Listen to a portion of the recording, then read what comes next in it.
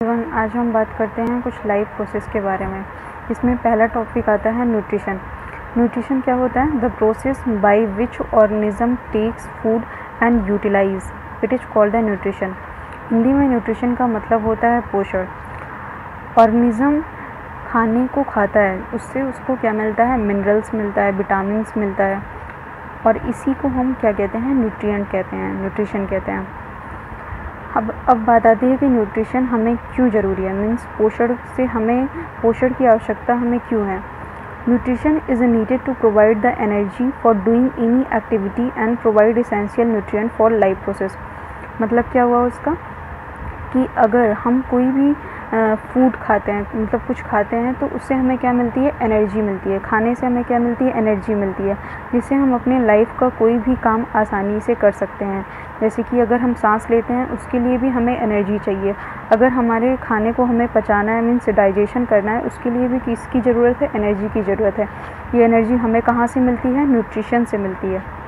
देखिए न्यूट्रिएंट क्या होते हैं, मीन्स पोषण क्या होता है। Material which provide nutrition to organism are called the nutrient. Nutrient क्या होते हैं? मतलब ऐसे मटेरियल जो हमें पोषण प्रोवाइड करते हैं, हमें पोषण देते हैं, उनको हम न्यूट्रिएंट कहते हैं। फॉर एग्जांपल जैसे कि कार्बोहाइड्रेट हो गया, फैट हो गया, protein, vitamin, minerals are important nutrient. जैसे कि कार्बोहाइड्रेट हो गया, जब हम कोई फॉर एग्जांपल अगर हम रोटी खाते हैं तो उसमें क्या होता है? उसमें कार्बोहाइड्रेट होता है। अगर हम फैट खाते हैं, मतलब जैसे कि ऑयल हो गया, घी हो गया, और ये फिर दाल खाते हैं, वो दाल में क्या होता है? प्रोटीन होता है एंड विटामिन। ये सब क्या है? ये सब न्यूट्रिएंट हैं, ये सब इम्पॉर्टेंट न्यूट्रिएंट हैं, जिससे हमें क्या मिलता है? पोषण मिलता है। न्यूट्रिएंट दो प्रकार का होता है। Mode of nutrition means the method of obtaining food by organism. These are mainly two type. मतलब हम मतलब अपने पोषण को कौन से ऑर्गेनिज्म से ले रहे हैं, उसके आधार पे दो तरह का न्यूट्रिशन होता है। एक होता है ऑटोट्रॉपिक और दूसरा होता है heterotrophic. Autotrophic mode of nutrition क्या होता है? The mode of nutrition by which the organism prepare its own food is called the autotrophic nutrition. देखिए जैसे कि पौधे क्या होता है? जो अपना खाना खुद बना लेते हैं, उनको बोलते हैं ऑटोट्रॉपिक मोड ऑफ न्यूट्रिशन। उनको हम ऑटोट्रॉप कहते हैं। जो पौधे होते हैं वो प्रकाश संश्लेषण के द्वारा अपना खाना खुद बनाते हैं। तो ऐसे ऑर्गेनिज्म को हम फोटोसिंथेसिस करके वो अपना खाना खुद बनाते हैं। इसी वजह से उनकी न्यूट्रिशन को हम ऑटोट्रॉपिक मोड ऑफ न्यूट्रिशन बोलते हैं। जैसे कि ग्रीन पौधे हो गया, ग्रीन एल्गी हो गया। The organism which carry out autotrophic nutrition are called the autotroph. जो ऑटोट्रॉपिक न्यूट्रिशन करते हैं, जैसे कि ग्रीन प्लांट हो गया, ग्रीन पौधे हो गए, उनको हम ऑटोट्रॉप कहते हैं। Autotrophic nutrition is filled by the process by which autotroph intake CO2 and water and convert into carbohydrate. पौधे क्या करते हैं? पौधे CO2 और वाटर को, मतलब हमारे जो इन्वायरमेंट में CO2 और वाटर मौजूद है, उसको लेते हैं इन्वायरमेंट से, और अपनी सनलाइट के प्रेजेंस में उनके पत्तियों में क्या होता है? क्लोरोफिल होता है, और सनलाइट के प्रेजेंस में कार्बन डाइऑक्साइड को शुगर में बदल देते हैं, मीन्स खाने में बदल देते हैं, और वाटर को किस में चेंज कर देते हैं? ऑक्सीजन में। ये जो शुगर होता है वो हमें क्या करता है? न्यूट्रिशन प्रोवाइड करता है, मीन्स पोषण प्रोवाइड करता है। और जो ये ऑक्सीजन होती है वो इन्वायरमेंट में चली जाती है, जिसे हम ब्रीथिंग में यूज़ करते हैं, मीन्स सांस लेने में यूज़ करते हैं। अब आता है हेटेरोट्रॉपिक मोड ऑफ न्यूट्रिशन।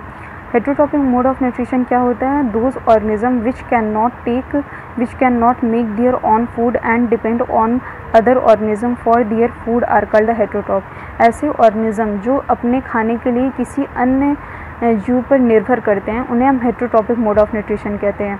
जैसे कि हम लोग हो गए, जैसे कि ह्यूमन बीइंग हो गया, वो अपने खाने के लिए अन्य ऑर्गेनिज्म पे डिपेंड करता है, सच एज प्लांट, पौधों पे डिपेंड करता है। अगर हम अपने खाने के लिए किस पे डिपेंड करते हैं? प्लांट पे डिपेंड करते हैं। तो हमारा जो न्यूट्रिशन होता है वो हेटेरोट्रॉपिक मोड ऑफ न्यूट्रिशन कहलाता है। Heterotrophic mode of nutrition is that nutrition by which the organism can not make it on food. हम अपना खाना खुद से नहीं बना सकते, इसी वजह से हम अपने खाने के लिए अन्य ऑर्गेनिज्म पर निर्भर करते हैं। जैसे कि मैन हो गया, जैसे कि डॉग, कैट, लॉयन, और most of the bacteria and fungi, जितने भी जीवाणु होते हैं वो अपने खाने के लिए अन्य ऑर्गेनिज्म पर डिपेंड करते हैं, तो वो भी हेटेरोट्रॉपिक मोड ऑफ न्यूट्रिशन में ही आएंगे। अब हेटरोट्रॉफ भी 3 तरह का होता है, एक कार्निवोरस होता है, एक हर्बीवोरस होता है और एक ओमनीवोरस होता है। कार्निवोरस क्या होता है? कार्निवोरस ऐसे ऑर्गेनिज्म होते हैं जो सिर्फ और सिर्फ एनिमल को खाते हैं। फॉर एग्जांपल जैसे कि टाइगर हो गया, लायन हो गया, स्नैक हो गया, फ्रॉग हो गया। जैसे टाइगर क्या खाता है? मोस्टली डियर को खाता है, मीन्स हिरन को खाता है। तो ऐसे ऑर्गेनिज्म जो दूसरे एनिमल को खाते हैं, उन ऐसे ऑर्गेनिज्म को हम बोलते हैं कार्निवोरस। हर्बीवोरस क्या होता है? हर्बीवोरस ऐसे ऑर्गेनिज्म होते हैं जो पौधों को खाते हैं, मीन्स जैसे कि काऊ हो गया, गाय क्या खाती है? चारा खाती है, मीन्स प्लांट को खाती है, ग्रास खाती है, मीन्स घास खाती है। तो वो क्या हो गया? हर्बीवोरस हो गया। डियर हो गया, रैबिट हो गया, ये इसके कुछ एग्जाम्पल हैं। ओमनीवोरस क्या होता है? जो प्लांट और एनिमल दोनों को खाते हैं, मीन्स वो प्लांट भी खाते हैं और एनिमल भी खाते हैं। इस तरीके के ऑर्गेनिज्म को हम ओमनीवोरस कहते हैं। जैसे कि हम लोग क्या हैं? ओमनीवोरस हैं। कुछ लोग मीट खाते हैं और कुछ लोग क्या होते हैं? वेजिटेरियन होते हैं, जैसे कि वो दाल चावल खाते हैं, मीन्स प्लांट से अपना पोषण लेते हैं। तो वो हम लोग कैसे ऑर्गेनिज्म हैं? ओमनीवोरस है। डॉग हो गया, कुत्ता हो गया, स्पैरो हो गया, जैसे कि चिड़िया हो गई, ऐसे ऑर्गेनिज्म क्या होते हैं? ओमनीवोरस होते हैं। Type of heterotrophic nutrition. अब हेटेरोट्रॉपिक न्यूट्रिशन कितने प्रकार का होता है? हेटेरोट्रॉपिक मोड ऑफ न्यूट्रिशन 3 तरीके का होता है। एक तो सेप्रोफिटिक होता है। सेप्रोफिटिक का मतलब वो यह होता है कि ऐसे ऑर्गेनिज्म जो अपने खाने के लिए सड़ी गली चीज़ों पे निर्भर करते हैं, ऐसे न्यूट्रिशन को हम सेप्रोट्रॉपिक मोड ऑफ न्यूट्रिशन कहते हैं। जैसे कि बैक्टीरिया और फंजाई, मतलब जितने भी जीवाणु होते हैं वो अपने खाने को सड़ी गली चीज़ों से अपना भोजन प्राप्त करते हैं। ऐसे ऑर्गेनिज्म को हम सेप्रोट्रॉपिक मोड ऑफ न्यूट्रिशन कहते हैं। दूसरा आता है पैरासिटिक और तीसरा आता है होलोजोइक न्यूट्रिशन। अब हम एक एक करके पढ़ते हैं। पहला है saprotrophic nutrition. Saprophytic nutrition is that nutrition in which an organism obtains its food from decaying organic matter of dead plant and dead animal and rotten bread etc. For example जैसे कि फंजाई हो गया, इसको हम bread mould भी कहते हैं, mushroom हो गया एंड मेनी बैक्टीरिया। जैसे कि फंजाई हो गया और बैक्टीरिया हो गया, जितने भी मैंने जैसे पहले बताया कि जितने भी जीवाणु होते हैं, बैक्टीरिया, फंजाई, वो लोग अपने खाने को किसी डेड एनिमल से, कोई जानवर मर जाता है, कोई प्लांट मर गया तो उससे अपना खाना ऑब्टेन करते हैं। तो ऐसे ऑर्गेनिज्म को हम क्या कहते हैं? सेप्रोट्रॉप कहते हैं और ऐसे न्यूट्रिशन को सेप्रोट्रॉपिक न्यूट्रिशन कहते हैं। तीसरा आता है parasitic nutrition. Parasitic mode of nutrition is that nutrition in which an organism derive its food from the body of other living organism without killing it. For example, roundworm, a few plant like cuscuta and the several fungi and bacteria. देखिए हमारी body पे कुछ fungi, कुछ bacteria रहते हैं, हमारी body के अंदर ऐसे कुछ बैक्टीरिया रहते हैं जो कि हमारे अंदर से अपना भोजन ले रहे हैं। तो ऐसे इस तरीके के मोड ऑफ न्यूट्रिशन को हम पैरासिटिक बोलते हैं।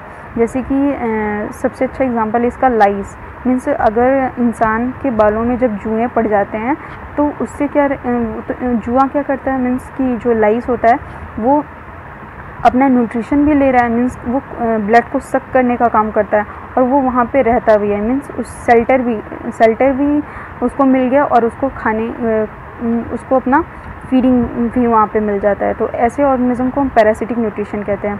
ए parasite is an organism which feed on living organism called its host. देखिए जैसे कि अगर हमारे ऊपर कोई ऑर्गेनिज्म हमें फीड कर रहा है, हमसे अपना वो भोजन ले रहा है, तो वो क्या हो जाएगा, वो पैरासाइट होगा और हम उसके लिए क्या होंगे, होस्ट होंगे।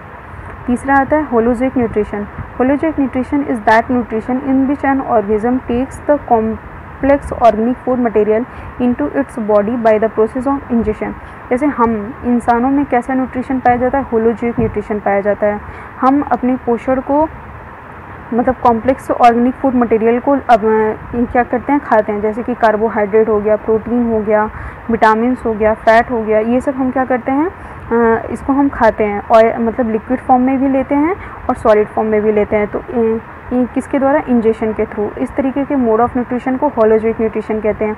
The ingested food is digested and then absorb into body cell of the organism, for example human being and most of the animal. वही बात लिखी है कि बहुत सारे जो ह्यूमन बीइंग होते हैं, जैसे कि हम लोग हो गए और बहुत सारे एनिमल हो गए, उनमें इस तरीके का न्यूट्रिशन पाया जाता है, जिसमें क्या होता है कि कि ऑर्गेनिज्म कॉम्प्लेक्स फूड को लेता है और फिर उस अपने अंदर उस खाने को पचाता है। अगर हम जैसे कार्बोहाइड्रेट रोटी खाए या फिर कोई भी प्रोटीन खाए तो उसकी वो जब हमारी बॉडी में आता है तो क्या स्टार्ट होता है, डाइजेशन स्टार्ट होता है। जब खाना पच जाता है तो उसको हमारी सेल क्या करती है, जो कोशिका होती है, कोशिका के अंदर उसका एब्जॉर्प्शन होता है, मीन्स कोशिका खाने को एब्जॉर्ब करती है और फिर उस खाने को एब्जॉर्ब करके उससे जो एनर्जी मिलती है उसको अपनी एक्टिविटीज़ को परफॉर्म करती हैं, जैसे कि रिस्पायरेशन या और बहुत सारे जो वर्क हो गए उसको परफॉर्म करने के लिए उनको एनर्जी मिलती है, किससे, खाने से। और इस तरीके के मोड ऑफ न्यूट्रिशन को हम होलोजिक न्यूट्रिशन कहते हैं, जो कि ज़्यादातर एनिमल में पाया जाता है। अब देखिए यहाँ पर लिखा है पौधे अपना पोषण किस प्रकार प्राप्त करते हैं। तो जो ग्रीन पौधे होते हैं, मैंने पहले ही बताया कि ग्रीन पौधे अपना खाना खुद बना लेते हैं, इसी वजह से तो हम उनको ऑटोट्रॉपिक कहते हैं, ऑटोट्रॉप्स कहते हैं। तो अब बात आती है ग्रीन पौधे अपना खाना कैसे बनाते हैं। तो carbon dioxide plus water, carbon dioxide और वाटर की मदद से इन the presence of sunlight and chlorophyll, उसकी मदद से वो अपना खाना बनाते हैं, जिसको हिंदी में कहते हैं प्रकाश संश्लेषण, मीन्स फोटोसिंथेसिस। ऐसे ये आपको लीफ दिखाई गई है, पत्तियों में क्या होता है, क्लोरोफिल पाया जाता है। और जब यहाँ पे सनलाइट गिरती है तो और इसके जो इलेक्ट्रॉन होते हैं वो एक्साइटेड कर जाते हैं। और यहाँ पे देखिए दिखाया गया कार्बन डाइऑक्साइड और ऑक्सीजन, मीन्स CO2 से, मतलब CO2 की हेल्प से वो सनलाइट के प्रेजेंस में उसको किस में कन्वर्ट कर देते हैं, शुगर में कन्वर्ट कर देते हैं, और वाटर को किस में कन्वर्ट कर देते हैं, ऑक्सीजन में। और ऑक्सीजन हमारे ब्रीथिंग के लिए, हमारे सांस लेने में काम आती है। फोटोसिंथेसिस के बाद क्या बनता है, कार्बोहाइड्रेट बनता है, मीन्स शुगर बनता है। Condition necessary for the photosynthesis, the condition necessary for photosynthesis take place are the sunlight, chlorophyll and the carbon dioxide and the water. बता रहा है कि मतलब कि फोटोसिंथेसिस करने के लिए क्या क्या चीज़ें ज़रूरत है। सबसे पहले तो सनलाइट होनी चाहिए, मीन्स प्रकाश होना चाहिए, क्लोरोफिल होना चाहिए जो कि पत्तियों के अंदर पाया जाता है, कार्बन डाइऑक्साइड और वाटर होना चाहिए। देखिए यहाँ पे 6 CO2 एंड 6 वाटर की प्रेजेंस में, जब इन द प्रेजेंस ऑफ सनलाइट, मतलब प्रकाश और क्लोरोफिल, इनकी प्रेजेंस में क्या बनता है, शुगर बनता है। शुगर का फॉर्मूला होता है C6H12O6, शुगर का फॉर्मूला होता है C6H12O6, और यहाँ पे 6 ऑक्सीजन निकलता है। ऑक्सीजन हमारे ब्रीदिंग में काम आ जाती है, मीन्स सांस लेने में काम आ जाती है। लिखा है the process of photosynthesis can be represented at, photosynthesis के प्रोसेस में कुछ पॉइंट हैं। It takes place in the green leaves of the plant, photosynthesis मतलब प्रकाश संश्लेषण कहाँ होता है, प्रकाश संश्लेषण पत्तियों में होता है, मीन्स ग्रीन पत्तियों में होता है। The food is prepare by the green leaf of A plant in the form of simple sugar called the glucose. पत्तियों में जो खाना बनता है, जो कार्बोहाइड्रेट बनता है वो सिंपली क्या होता है, ग्लूकोज होता है, ग्लूकोज के फॉर्म में खाना बनता है। The extra glucose is change into the another food called the starch. देखिए जो पौधे होते हैं वो सबसे पहले क्या करते हैं, CO2 और वाटर की मदद से और सनलाइट की मदद से, और पत्तियों में क्या होता है, क्लोरोफिल, इन सब की मदद से क्या बनाते हैं, खाना बनाते हैं। और उसको हम क्या कहते हैं, कार्बोहाइड्रेट कहते हैं। लेकिन कॉमन शुगर क्या है इसमें, सबसे simple sugar that is glucose होता है। और बाकी जो उनका एक्स्ट्रा खाना बच जाता है उसको वो चेंज कर लेते हैं एक दूसरे फॉर्म में, जिसको हम बोलते हैं स्टार्च। स्टार्च मतलब क्या होता है, कार्बोहाइड्रेट। वो उसको अपने क्लोरोप्लास्ट में स्टोर कर लेते हैं, और जब उन्हें काम पड़ता है तो वो उसका फिर बाद में यूज़ भी कर सकते हैं। अब फोटोसिंथेसिस में कुछ इवेंट्स आते हैं, जैसे कि absorption of energy by the chlorophyll, जैसे कि पत्तियाँ हैं, जैसे ये कोई लीव्स है, लीफ के अंदर क्या पाया जाता है, क्लोरोफिल पाया जाता है। और जब यहाँ पे सनलाइट गिरती है तो क्या होते हैं, क्लोरोफिल एक्साइट हो जाते हैं, मीन्स उसके जो इलेक्ट्रॉन होते हैं वो एक्साइट कर जाते हैं। तो जो क्लोरोफिल होते हैं वो सनलाइट को एब्जॉर्ब करने का काम करते हैं। फिर क्या होता है, the conversion of light energy into the chemical energy, means ये सन की एनर्जी को, मतलब सनलाइट को, मतलब सूरज की रोशनी को किस में कन्वर्ट करते हैं, केमिकल एनर्जी में कन्वर्ट करते हैं। केमिकल एनर्जी का क्या मतलब हुआ, फूड में कन्वर्ट करते हैं, वही लिखा है यहाँ पे, conversion of light energy into the chemical energy. और इसमें क्या होता है, स्प्लिटिंग होती है, मतलब वाटर की स्प्लिटिंग होती है, पानी इसमें टूटता है जिससे हाइड्रोजन और ऑक्सीजन मिलता है। जैसे कि फॉर एग्जांपल ये वाटर है, वाटर जब टूटता है तो हमें यहाँ से हाइड्रोजन प्लस ऑक्सीजन मिलता है, वही यहाँ पे बताया गया है। जब फोटोसिंथेसिस होता है तो हमें वाटर क्या होता है, ब्रेक होता है, जिससे हमें हाइड्रोजन मिलता है प्लस ऑक्सीजन मिलता है। Sunlight activates the chlorophyll which lead to the splitting of water molecule. देखिए जब पत्तियों पे सनलाइट गिरती है तो उससे क्या होता है, क्लोरोफिल मतलब पत्तियों के अंदर जो क्लोरोफिल पाया जाता है वो एक्टिवेट हो जाता है। एक्टिवेट होने की वजह से यहाँ पे वाटर की स्प्लिटिंग होने लगती है। जैसे मैंने आपको दिखाया है क्वेश्चन में, पानी क्या होता है, टूटने लगता है हाइड्रोजन प्लस ऑक्सीजन में। द हाइड्रोजन गैस वातावरण में रिलीज हो जाती है by the splitting of water molecule and is utilize for the reduction of carbon dioxide to produce the carbohydrate. कहने का मतलब क्या है कि जब CO2 plus water in the presence of sunlight, मतलब सनलाइट भी होता है और क्लोरोफिल होता है, उससे क्या बनता है, ग्लूकोज बनता है। जब यहाँ पे ग्लूकोज बनता है तो उसमें इससे क्या होता है, CO2 का रिडक्शन हो जाता है, रिडक्शन होता है ग्लूकोज में, और वाटर का ऑक्सीडेशन हो जाता है किसमें, ऑक्सीजन में। वाटर किस में बदल जाता है, ऑक्सीजन में बदल जाता है, और CO2 किस में बदल जाता है, ग्लूकोज में बदल जाता है। ये यहाँ पे लिखा है वही बात। The hydrogen gas release by the splitting of water molecule is utilize for the reduction of carbon dioxide to produce the carbohydrate.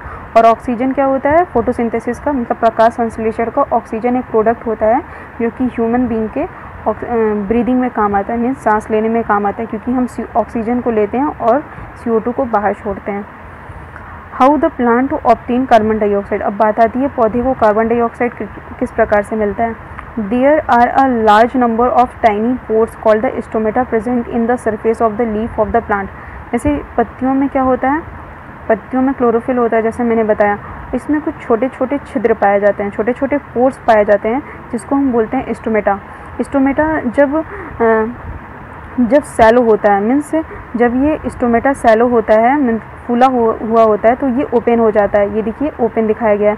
तो इससे क्या आता है, इसके अंदर आने लगता है CO2 जो कि इसको फोटोसिंथेसिस में मदद करता है। और जब ये श्रंकन हो जाता है, मीन्स सिकुड़ जाता है, जिससे स्टोमेटा बंद हो जाता है, तो CO2 इसके अंदर नहीं आ पाता है।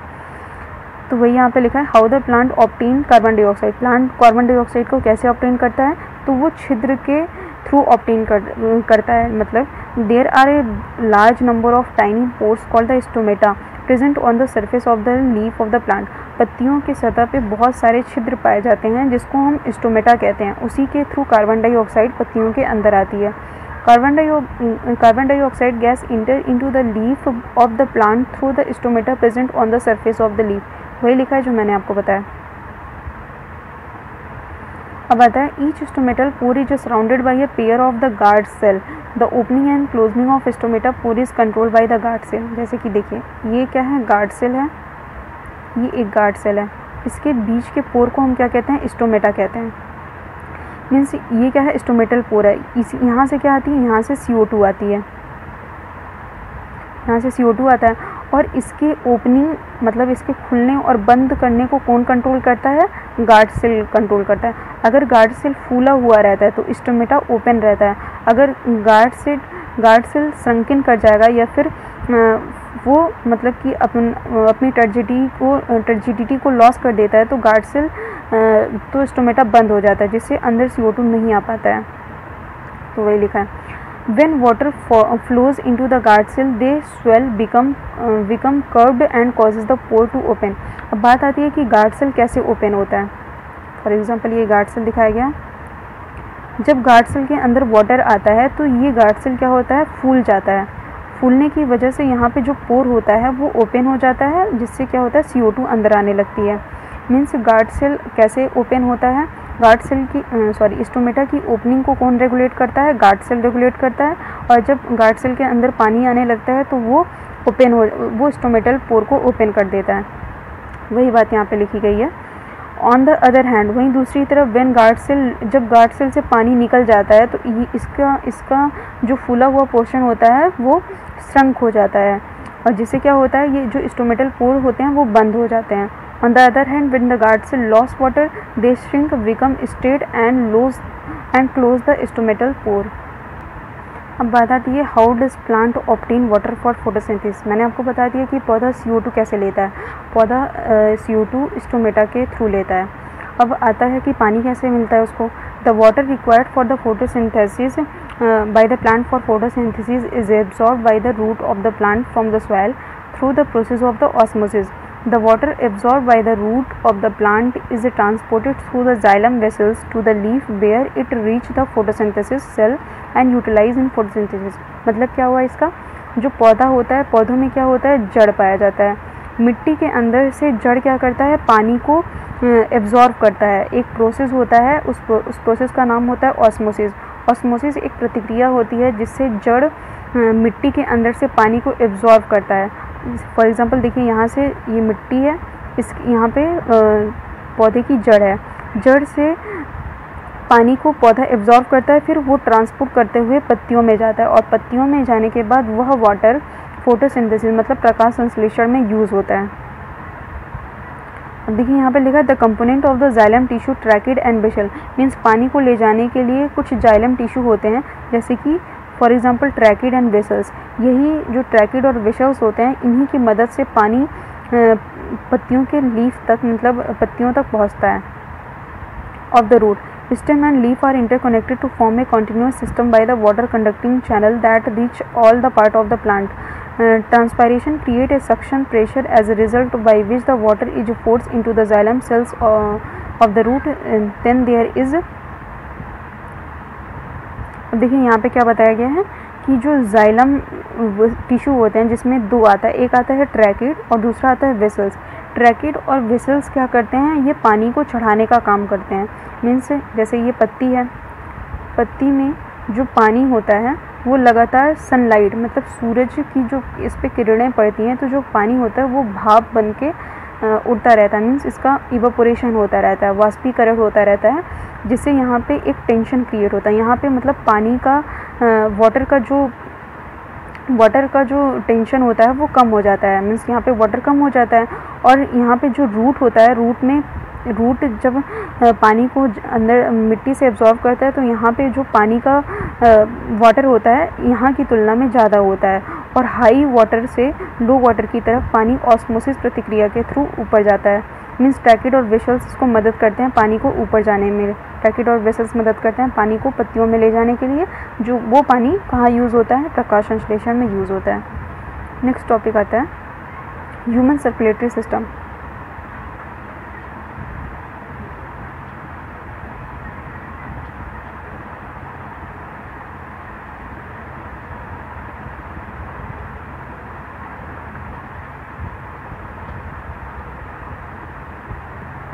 The next topic is human circulatory system.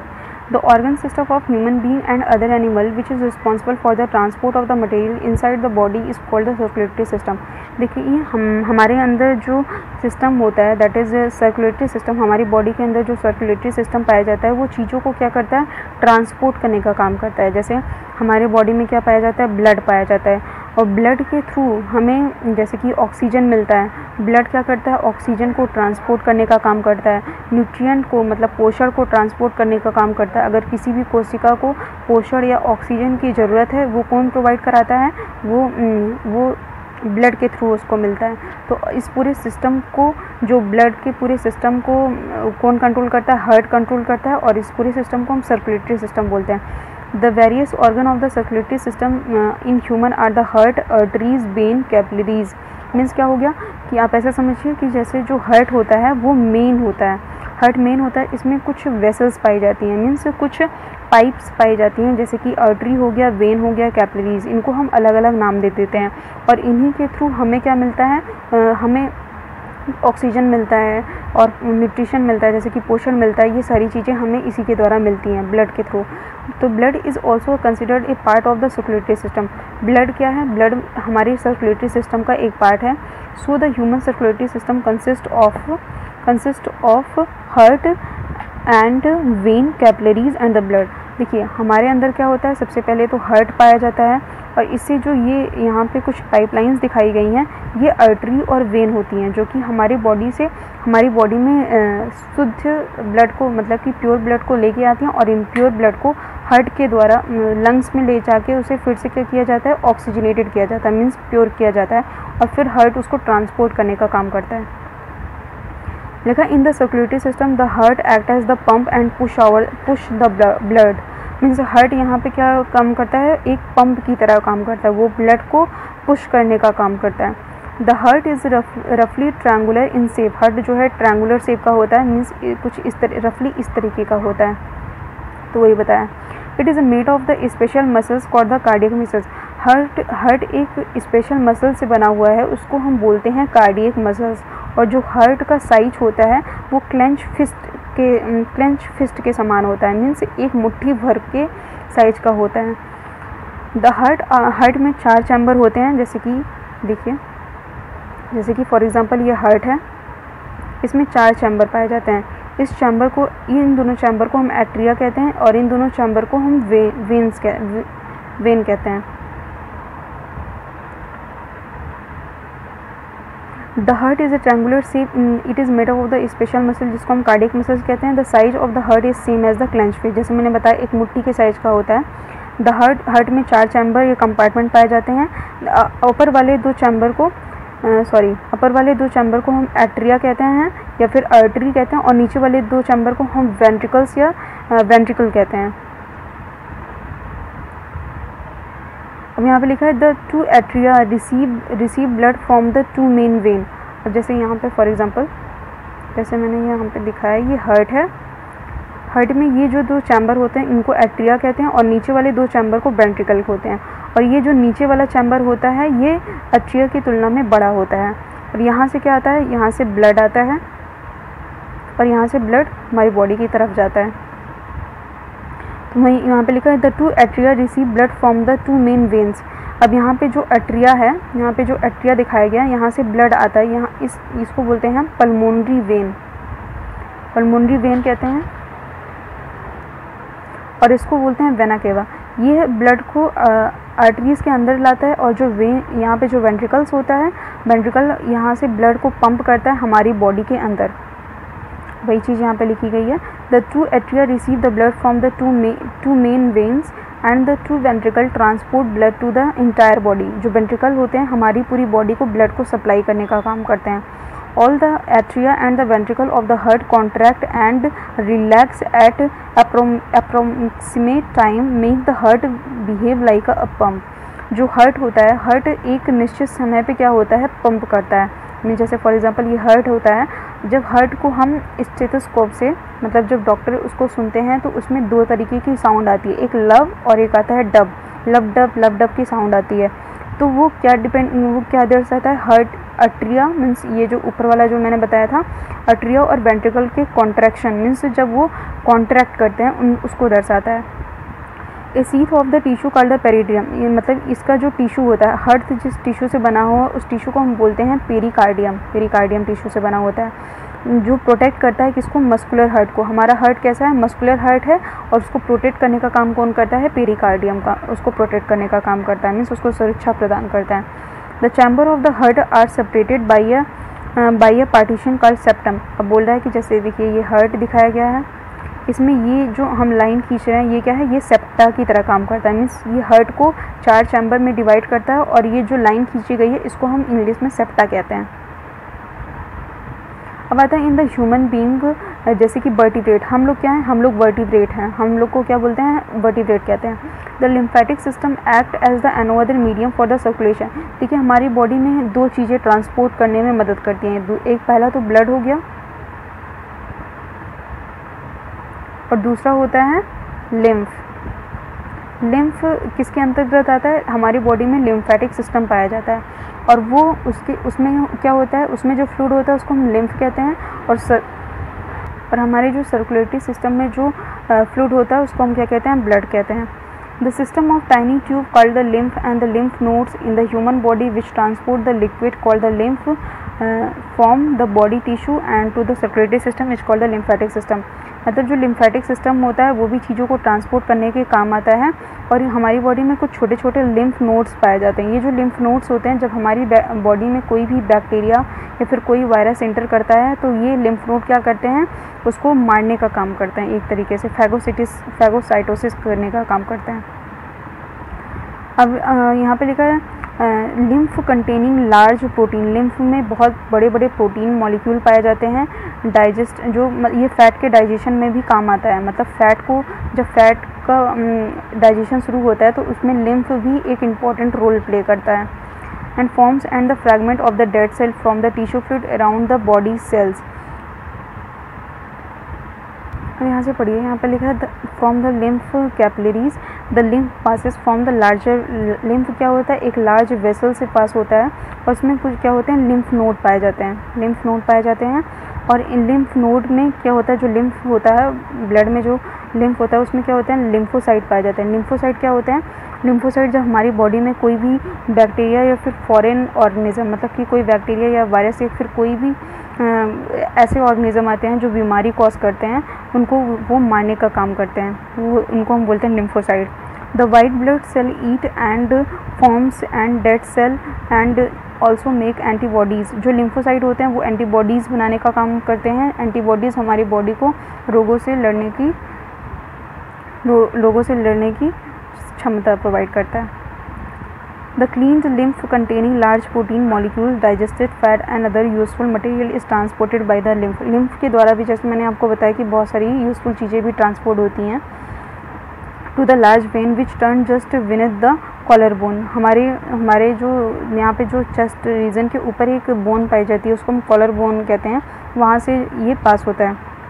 That clean lymph containing large protein molecule, digested fat and other useful material is transported by the lymph vessels to the large vein which turned just beneath the collarbone. Means collarbone के just नीचे ही पाया जाता है एक large vein, इससे lymph क्या होता है, ट्रांसपोर्ट होता है। The vein carry the lymph of the heart. The vein carry the lymph of the heart. In this way, the circulation of the lymph from the body tissue of the heart is completed. Means हमारे जो circulatory system में दो चीज़ें important है, एक lymphatic system और एक circulatory system. Lymphatic system में जो फ्लूइड होता है उसको हम लिम्फ कहते हैं और सर्कुलेटरी सिस्टम में जो फ्लूइड होता है उसको हम क्या कहते हैं, ब्लड कहते हैं। देखिए यहाँ पे क्या लिखा है, ह्यूमन एक्सक्रीटरी सिस्टम।